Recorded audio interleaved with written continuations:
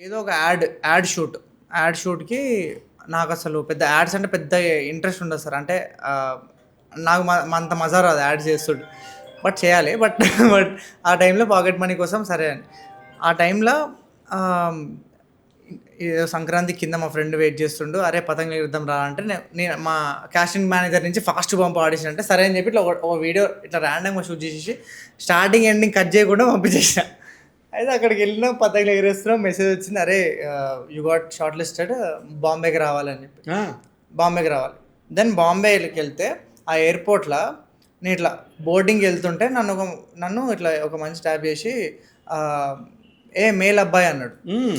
అయితే "సార్ ఎవరు సారీ" అంటే "నన్ను రాజన్ డీకే అంటారు" అన్నాడు. ఆ!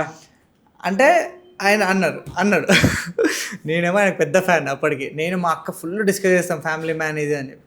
అయితే మేము యాక్చువల్లీ నేను ఇంకా Samantha we were discussing about you yesterday.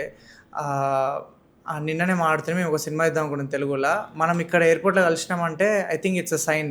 Yeah! అంటే I think we should work together అని ఆయనకు ఆ ఫీలింగ్ వచ్చింది. And he believes in all those things. అంటే డేట్ నమ్ముతాడు రాజ్ సార్, ఇవన్నీ నమ్ముతాడు. 100% యాహ్!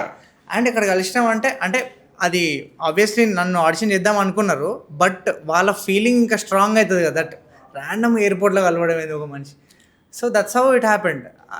ఎంతమంది వేల మంది ఆర్టిస్టులు ఉంటారు కలవాలంటే. అదే కదా! రాజన్ డీకేకి ఎంతమంది తెలుసు. ఆ! ఈవెన్ దో ఆయనకి తెలుగులో చాలా మంది ఆర్టిస్టులు ఫ్రెండ్స్. హ్మ్. హ్మ్. ఎందుకంటే ఆయనకి ఇక్కడ తెలుసు ఇండస్ట్రీ అంతా కూడా. మేమందరం కూడా బాగా ఫ్రెండ్స్. యాహ్! యాహ్! రాజన్ డీకేకి, రాజ్ నిడ్మోరికి ఇద్దరికి కూడా. అదే అంటే అసలది నేను ఎయిర్‌పోర్ట్ వెళ్ళడం ఏంటి? ఆ యాడ్ పంపడం ఏంటి? దానికి కరెక్ట్‌గా అదే టైంలో మీరు కలవడం ఏంటి? It's a destiny. అంతే.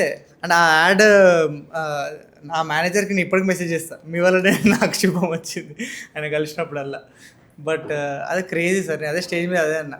అంటే ఇన్ని విషయాలు అయితున్నాయి. అంటే వాళ్ళు కూడా వెయిట్ చేస్తుర్రు. ఎప్పుడు స్టార్ట్ చేద్దామనే ప్రాజెక్టు.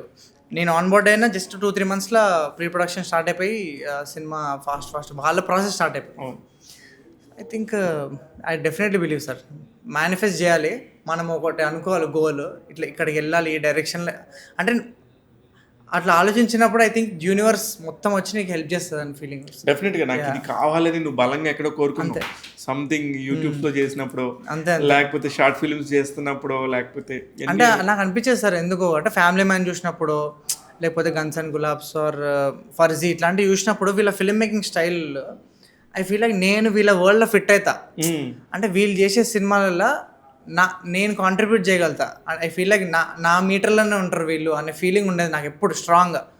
అదే అదే కరెక్ట్‌గా అవ్వింది. అంటే అది అవ్వడం. నువ్వంత మనస్ఫూర్తిగా మేనిఫెస్టేషన్ చేసుకున్నావు. Definitely.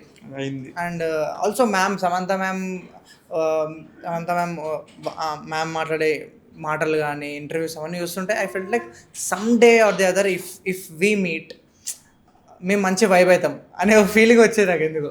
So I think just manifest in the right direction. అంతే అదే కరెక్ట్‌గా వెళ్ళిందంతా. అంతే. గ్రహాలన్నీ నీకు కరెక్ట్‌గా ఒక దగ్గర అనుకూలించినాయి. వచ్చి అనుకూలించేసినాయి. అయితే సింపుల్‌గా సమంత గారితోని లాస్ట్ క్వెషన్. హ్మ్. సమంత గారి దగ్గర నుంచి ఏం నేర్చుకోవాలి? హ్మ్. ఏం నేర్చుకోకూడదు? మ్యామ్ నేర్చుకోవద్దా నాకు తెలీదు. బట్ నేర్చుకోలేదు. మ్యామ్ ఏంటంటే ప్రతి సినిమాని తన ఫస్ట్ సినిమాలా ట్రీట్ చేస్తది. అంటే ఇప్పుడు మా ప్రొడక్షన్‌లో అయినా చాలా involved, very passionate, very particular. మా అందరికీ యాక్చువల్లీ నాకు కేబుల్ శ్రీనివాస్ అనే క్యారెక్టర్ ఎవరు అని వీడిట్లుంటాడా? వీడా? అని నాకసలు అది అర్థం కాకపోతుండే స్టార్టింగ్ ఫేజ్‌లో. ఓకే. వీడిట్లా.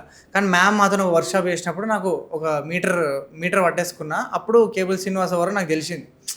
సో, మాతోని వర్క్‌షాప్ చేయడము, చాలా ఇన్వాల్వ్ అయ్యి అంటే very passionate about encouraging new talent.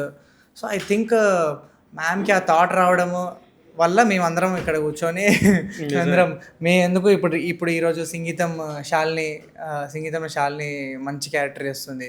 And Charan is doing good films. Gavireddy గారు అయితే మొత్తము ఇండస్ట్రీ మొత్తాన్ని ఆయనే ఉన్నాడు. So everyone is doing great అంటే just because of ma'am. I think very passionate ఇప్పటికి ఆ ఫైర్ ఐ థింక్ అది. అండ్ నేర్చుకోకూడదంటే నాకు తెలుసు సార్. అంటే నా ఉద్దేశం కొన్ని మేడం ఇలా చేసేసి పాపం అన్యాయంగా ఇబ్బంది పడ్డారు కదా, ఇలా మనం చేయకూడదేమో, ఫైనాన్షియల్గా ఉండొచ్చు, ఇంకోటి అని నా ఉద్దేశం తప్ప వేరే ఏం లేదు. అట్లే